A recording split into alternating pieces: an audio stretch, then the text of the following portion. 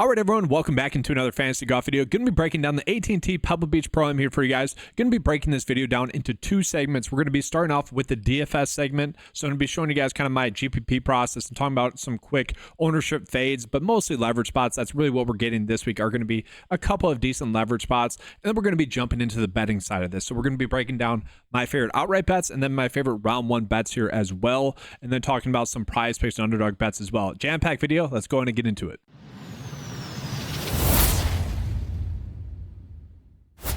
So guys, first and foremost, apologies for the late video. There was an internet outage in my area for basically the whole day. Very annoying when your job is to give people kind of picks and content. Now, yes, the 9 to 5 data is already doing that. I'm just kind of regurgitating what the 9 to 5 data is already telling you guys, but I know people like to get the confirmation on it and whatnot, but a little bit annoying there as well. But kind of let's jump on into what we're kind of looking at here for just the tournament as well, weather-wise. There is a couple of days here where the weather could potentially be bad, okay? So we have 15-mile-per-hour winds, starting to get a little bit worrisome. That's kind of great as fair weather. Okay, fair weather, that's when the weather starts to play a difference in the tournament. 12-mile-per-hour doesn't typically play a big factor, but 16, once it starts to get up to 16, we do see that play a factor in the scoring. So once it starts to get higher than 15-mile-per-hour, so that could unfortunately be a narrative there this week, kind of like it was last week as the wind picked up throughout the week. Now, real quickly, guys, I do want to go ahead and jump on into some ownership talk here. So right now, I would say not really anyone on the high end is really too overpriced or underpriced. I would say it's all properly pretty much owned, which is good.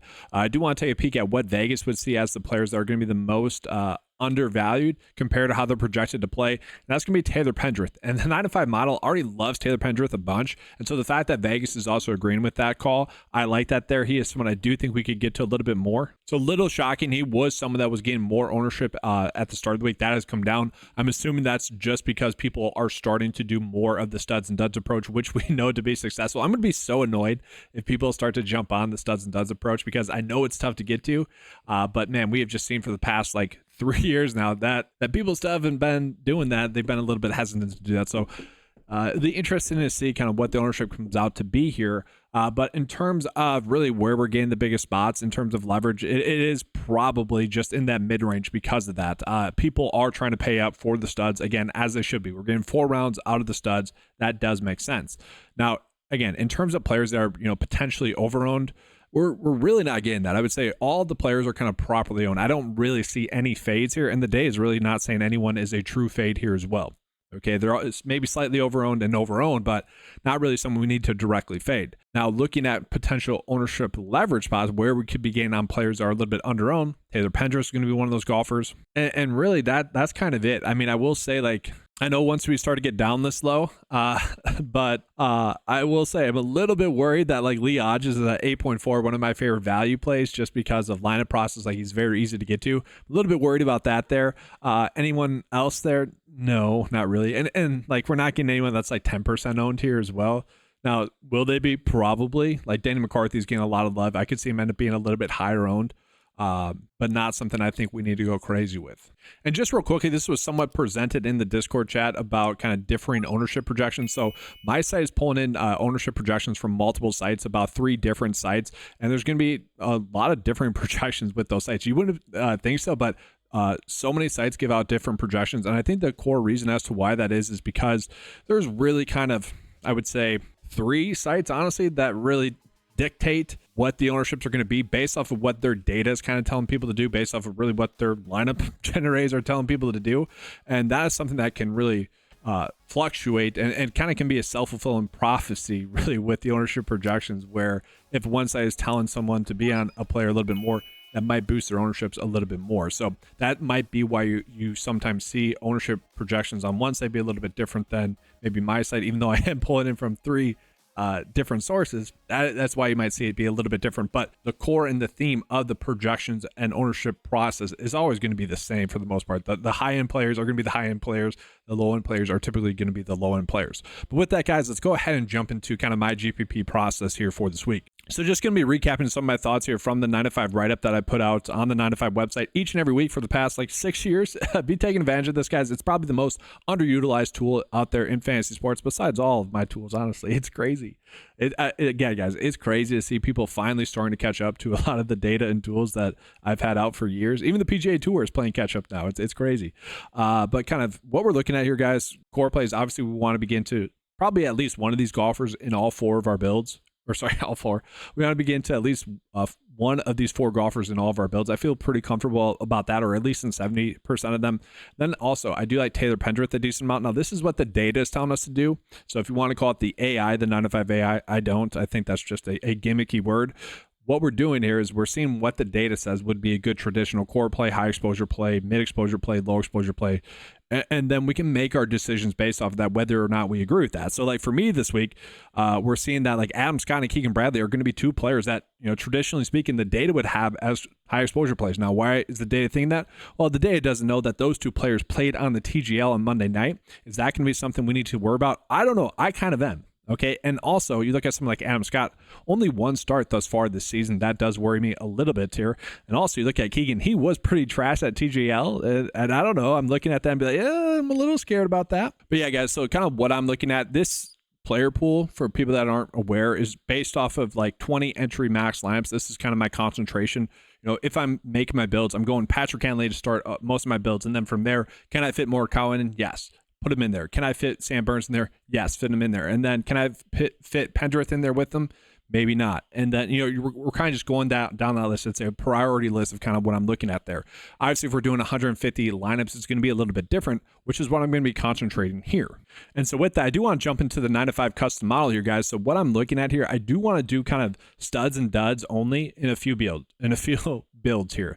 So I'm going to click on only there, and that's going to process it. And it's really just going to be factoring in and ranking golfers off of that criteria there. But I don't want to completely ignore the 9 to 5 model. I think we still should be looking at that here. So we're going to get maybe some of Taylor Pendrith, which I'm fine with here. So we're going to toss in the model rank there as well to kind of give us a little bit of adjustment there. Like I don't want to be completely fading Taylor Pendrith, but we're going to do that here. And so we can export this. And then what I'm going to do is I'm going to click this upload button, and I'm going to scroll down slightly here. I'm going to upload the CSV file. And so now that's going to be good to go. We can just generate this, and it should be good to go. Now, maybe we want to cap our exposures here. So still maybe like, I don't know, 40% max exposure. We can still try to get 3 unique players. Okay. But I want to do about 40 of my builds this way, just pure studs and duds. Now this is more of a cash / main build strategy, the studs and duds approach, where if you're trying to take down GPP, might not always be the way to go. And I will say, guys, typically we don't want to be changing the 9 to 5 data too much. Like think about it, 2 weeks ago, I had like 2 lineups that were right in line with, you know, potentially winning. Had a lineup finish like 6th because of Max Grayson and double bogey on 18, the water ball. That still is haunting me, guys. But let's say, honestly, if 9 to 5 was one of the bigger fantasy golf sites, don't really get why it's not. But if it was, we would have had massive takedowns there, right? Like just them. If I can do that with like entering 150 lineups, just think if there was like, I don't know, 100, 200 more people also doing that exact same thing, makes you think, right? I mean, that's exactly why I give out data. If I'm not going to benefit, I would love someone else that takes my advice to be able to benefit from that there as well. So looking at, guys, 40 lineups here, though, with this studs and duds approach. What are we looking at here? Who are the players we're getting our most exposure to? Makes sense. Patrick Cantlay, Sam Burns, Tommy Fleetwood. The one player that we probably do want to get a little bit more of, because he's going to be chalk, it seems like Scotty Scheffler projected to be the highest owned player on the slate. I don't know if I necessarily agree with that. I would say for sure we want to begin to Patrick Cantlay first. That should be the priority. And then I get where people are probably getting to Scotty. Now I'm a little bit worried about him. We know about the early season variance, especially with Scotty now coming in with the hand injury. I think a lot of people are just writing off the hand injury. They're basically saying he wasn't banged up. That's not going to hurt his hand at all. He just didn't want to play at the start of the season, which maybe that's warranted, but I don't know. I don't really like that narrative, but still, if we're doing a studs and duds approach, I do want to get to more of him. So what am I going to do? I'm just going to bump his ownership or his projection up a bunch here. Okay. I'm basically going to do that. Or we could tell the lineup optimizer a little bit that we are trying to get to him at 40% as well. So we'll run this again. We probably will begin to more of him now. And so, yeah, we're getting about 28% of him, which honestly, I'm probably okay with. Now, I do want to call out like the 9 to 5 data likes Tommy Fleetwood much more than I do. This really isn't factoring in that he hasn't made a lot of starts, and maybe a little bit too much Aaron Rye, maybe a little bit too much Mark Hubbard, but I'm kind of okay with that process of them getting to maybe more of the studs and duds. What we could do here is maybe toss in a little bit of randomness to spread out our exposures a little bit more, and then even do maybe even 30% max exposure. Maybe 40 is a little bit too high. We'll do 30 and see if that works. Now, once we start telling the data to do too much, it is trying to optimize off of the most optimal lineups, which are based off of the fantasy projection. So once we start to tell it too much, it's like, I can't do what you're telling me to do. I want to, but I can't. So don't typically tell it to do too much. But again, guys, because we just put Scotty Scheffler's max ownership projection at 40, we're telling the data that we are okay getting to that ceiling, whereas everyone else, we're okay getting to 30. So I might take that off personally, but I think you guys kind of get the point now of what we're looking at here in terms of that lineup process. I'm pretty okay with this. So the rest of it, I'm basically just going to be running normal. I probably should be doing course specific, Spyglass start or Pebble Beach start. Probably should be doing that. Honestly, just personally, I'm probably running out of a little bit too much time. On top of having an internet shortage today, I also have a newborn that's like 4 days old now. So the time has been limited for me. I'm not getting as much exposure this week, DFS wise or betting wise, as much as I would like to. It's a little bit unfortunate there. And so the rest of my builds are just going to be kind of normal general runs that I would do. So guys, as we jump into the betting session, I do just want to answer a question here from Kevin. I promised I would in the morning. And I just, again, with the internet outage, didn't have the time to. Apologies for that. But basically, how could you possibly be down 1 unit, putting in 1 unit every play? You hit 15% of your bets. Yes, guys, yesterday or last week was an outlier in terms of 3-ball bets. That is a good call, though, because last week was a terrible week, 3-ball bets. Probably should have warned against that because 2 weeks ago, very, very successful 3-ball betting week. Typically speaking, we don't see that good of a week. Typically speaking, we don't see that bad of a week. Obviously, last week, a lot of randomness to last week. Just look at the leaderboard and even look at the odds of the bets that missed 3-ball betting wise. And that kind of really explains the randomness of the week. But really, I love the question here from Kevin, just basically saying, I honestly want to know, like, I've been tailing your bets directly. And that's kind of the starting point in terms of kind of what I want to call here. So one, if that's someone's strategy, just be like, all right, Eric knows what he's talking about. I'm going to tail all of his bets, be profitable in the long term. Perfectly fine with that. But do want to call it that everyone should have a betting strategy that they have in mind, that they maybe even have on paper, and that they're going to stick to that strategy. Okay, that's what I do with outright bets. That's why I've been successful for that over the past 3 seasons now doing that. Okay, that's why we had such a good year last year doing that. We're not just firing at the hip like a lot of people do. There's a plan in place. Okay, so even though we haven't hit an outright bet thus far this year, a little bit annoyed by that. That Jason Day one still kind of sucks there. Really, up until last week, we had a good outright sweat going each and every week. Taylor Pendrith, not really an outright sweat. But anyways, if we start firing at the hip, we might hit a random lucky winner. Okay, this is kind of going back to my point of where I was a little bit afraid that people might start to chase kind of bad bets with Nick Taylor winning. The point of that was people might start firing at the hip, which it might have worked out. Someone might have hit, I hope no one hit Harris English last week, but something like that. But typically speaking, if you do that consistently, it's not going to lead to success. So I do want to call it, people should have their own betting strategy. But I also do want to just kind of recap last week. So guys, last week we were able to hit Ludwig Obera as a first round leader at 12-1. Now that was just on PointsBet, and I believe it was PointsBet. All the other sites had him at 10-1. If it was if maybe it was BetMGM that had at 12-1. Some other books might have had him at 10. Well, every other book had him at 10-1. So that's kind of the issue with giving out golf betting content, just in general, is that different sites are having different payouts. Whereas, let's say if we go to a site like Underdog here, we know that, let's say, if we're doing a 2-slip bet, that's going to pay out 3x. Okay, so we're going to get 2 units of profit. That is much more easy for me to be able to say, all right, we profited 2 units if that bet hit. Whereas, let's say for these bets that I could recommend here, I know that most people might not have access to those sites, and some people might not have a sportsbook account on, let's say, DraftKings, and maybe the odds are a little bit reduced for that sportsbook then. That stuff can add up in terms of people being profitable or not being profitable. The odds on these bets matter. But yeah, just another recap of last week, guys. 3-ball bets, really bad. Head-to-head bets, really good. Okay, so the tournament bets went 2 for 2. Those were plus bets. Those were both plus 100 bets. And then the head-to-head bets were also 3+ units of profit there. So good stuff there, first round leader-wise, head-to-head bet-wise.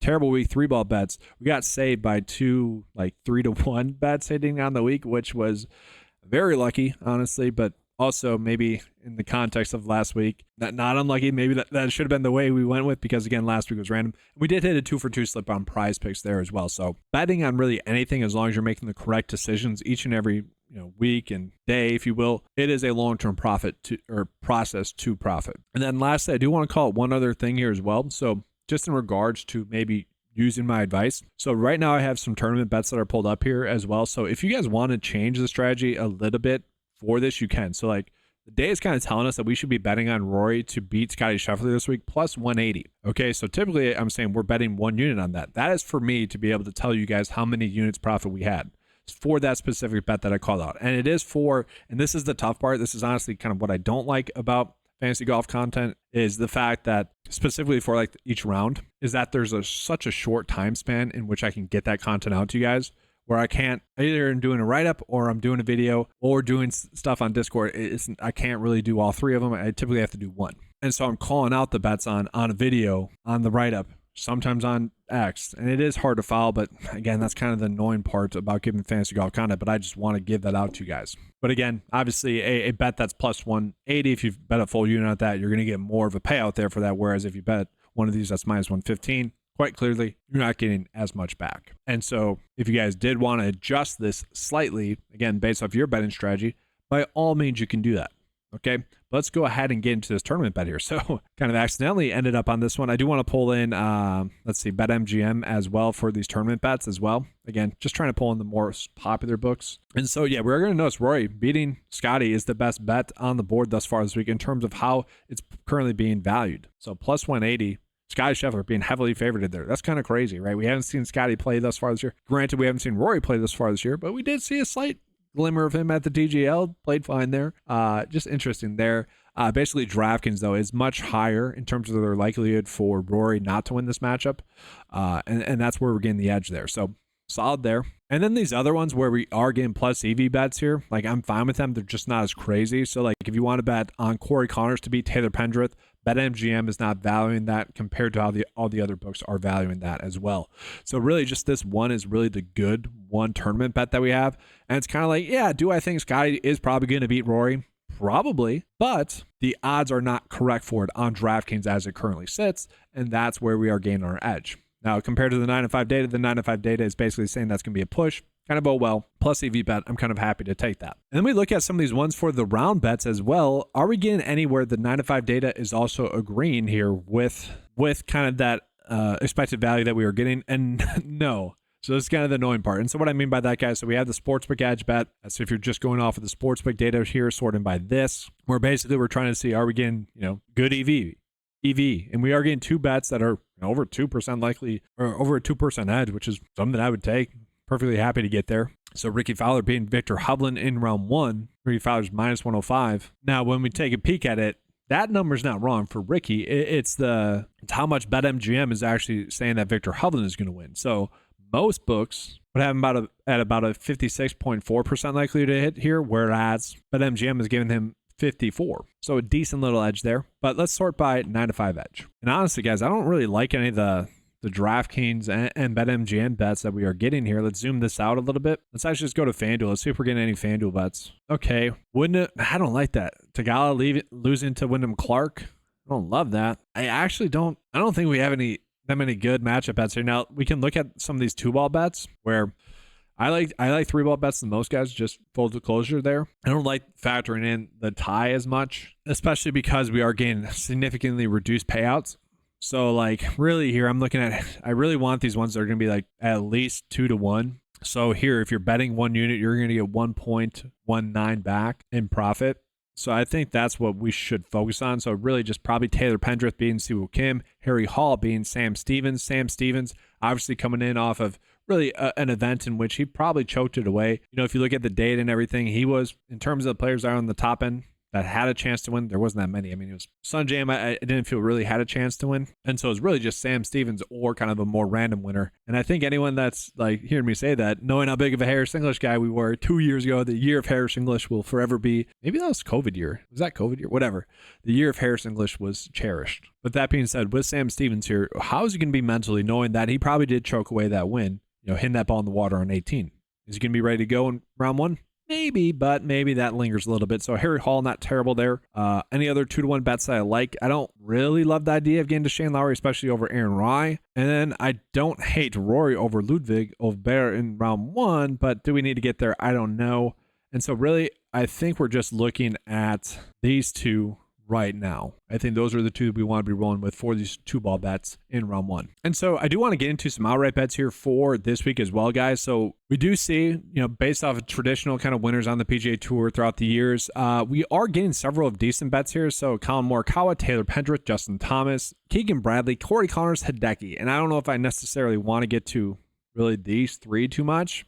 I'm happy to get to Justin Thomas, Taylor Pendrith, and Colin Morikawa. Now, to me, guys, I struggled here. I think, honestly, just betting these first three are the way to go. Like Taylor Pendrith, kind of a clear, easy click. I wouldn't say as easy of a click as like Jason Day was 2 weeks ago, but still at 50-1, that's fine. But actually, to me, the most easy click on the week is actually Patrick Cantlay at 20-1, at least as I put out this write-up. Hopefully those numbers have came down. It's kind of crazy to get, potentially, I get why people would say Sky's the number one pick, but maybe the second best pick there this week at 21. That's pretty crazy. And then Bo Hosler, he kind of just fits the mold. Obviously hit Wyndham Clark last year, guys, but we also had Nick Taylor a few years, 5 years ago now, was that, as an outright winner. He kind of fits that mold where kind of just checking all the boxes, more kind of finding reasons to bet him honestly there, but he is kind of checking all the boxes. I was kind of happy to get there for him. And then, yes, Colin Morikawa, Justin Thomas, because they're popping up here. And again, kind of the reason I highlighted the bets here on BetOnline and Bet365, even though a lot of people maybe don't have access to this, is because of the good number, 16-1. Most other sites have them at about 14-1. So I did want to call that out there in case anyone has access to those sites. And again, that's just the tough part about giving people betting content for golf. If a sportsbook out there wants to sponsor 9 to 5 golf for that matter, and so I can only give exclusive bets for them, let me know. I know this channel is not that big for that, but you never know. And I will say, I was toying around with the idea of getting to Lee Hodges at like 150-1. I didn't hate that idea, but once we start going down that board a little bit too much, that's when we start to fire at the hip. So I want it to be very much concentrated. He could be someone, maybe. No, I was going to say live bet. That's really how I was actually feeling about Colin Morikawa and JT. Probably better live bets. And just speaking on that real quick as well, kind of going back to how I'm going about calculating the unit's profit for the bets each week and each round. It is specifically going to be the bets I either call on this video for you guys, on X directly, these are the bets I'm running out, or on the 9 to 5 write-up. Okay, that's going to be it. It's not going to be on the Discord because not everyone watching this has access to Discord, so I don't just want to randomly say, oh, hey, I hit this bet on the Discord. Sorry, you guys watching this right now couldn't benefit from that, although obviously the Discord members are watching this video as well. But I call it because 2 weeks ago, I was like, all right, Seb Straka, 4-1, that's a pretty good live bet that we can make. Obviously, I'm not going to include that in the unit's profit because that's not something that a majority of people that are watching this video maybe got access to. Or I shouldn't say majority, but a decent amount of people. To me, that's just wouldn't come off as honest. And I really, personally, I hate when people do that myself. All right, guys. So real quick, we are going to go ahead and get into the best bets here for Underdog as well. Again, if you guys have never used Underdog and would like to, it's an easy way to support the channel. Just use the promo code 9to5. You guys will get a 50% on your deposit match up to $2,000. So take advantage of that really good deal. But looking at these Underdog lines that we are getting, Sam Burns to not get over 5 birdies or better is a good one. This could end up being a push, but it's like, all right, we got to think, will he get to 6 birdies? That's the biggest question we are answering or asking ourselves. I don't think he's going to get to 6 birdies or better, and the data agree. So I'm fine with that one. Typically speaking, guys, as well, that's a lot of birdies to get. Maybe 4.5 should kind of be the average line. And then Aaron Rai as well. Don't burn me 2 weeks in a row, Aaron Rai. Obviously was on him a decent amount last week, DFS-wise, but under 2.5 bogeys or worse. Okay, let's have a clean round. And we're just going to stick to that, guys. Those are 2 good bets. We have 3 bets here, but for Underdog, if we were to toss in the birdies or better one, that's actually going to reduce the payout because whatever it correlates. And they had to do that, guys. They had to reduce the payouts there. And I do want to call it a slight prop line difference that we are getting here as well. Rory with his strokes, okay? So the biggest question you have to ask yourself is, will he shoot 2 under par? That's it. If you think so, then you want to bet on his under of Underdog. If not, obviously you want to bet on his over on Prize Picks there at 69.5. And then just jumping into Prize Picks right now, let me zoom out real quick. Tommy Fleetwood to get 4 birdies or better. That's kind of a push bet there. And then, all right, Aaron Rai. I mean, this is okay. It's 53% likelihood. Typically, I want bets that are going to be 54 or higher, but we can bet on him to not get 4.5 birdies or better. So either he's going to play terribly and not hit for us on Underdog, or he's going to play terribly here and hit for us on Prize Picks. So interesting kind of 2 bets that we were getting there with Aaron Rai. That's going to do it, guys. Kind of a longer video. Apologies for that. Obviously, a lot to get into in kind of a shorter week than I kind of wanted for myself content-wise. So I want to get this all out to you guys. Thank you guys for watching. Good luck with all your bets today and on the week. Again, if you guys want access to any of the tools that you saw in this video, head on over to 95sports.com and access to those for all. Get access to all the tools for just $10 a month. Thanks for watching, guys. Good luck. And as always, let's keep cashing.